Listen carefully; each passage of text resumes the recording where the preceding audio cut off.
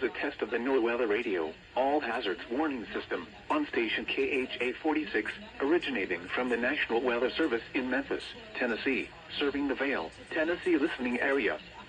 During potentially dangerous weather situations, specially designed receivers can be automatically activated to warn of an impending hazard.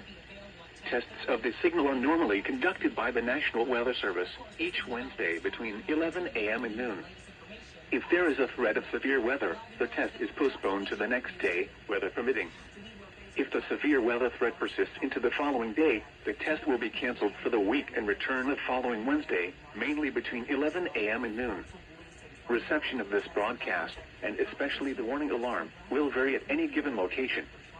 This variability, normally more noticeable at greater distances from the transmitter, can occur even though you are using a good quality receiver in perfect working order. To provide the most consistent and reliable warning service possible, the warning alarm will be sounded on KHA-46 Vale, only for warnings in selected watches affecting the following counties in Tennessee: Benton, Carroll, Henry, Houston, Humphreys, Stewart, and Weakley. And in Kentucky, Callaway.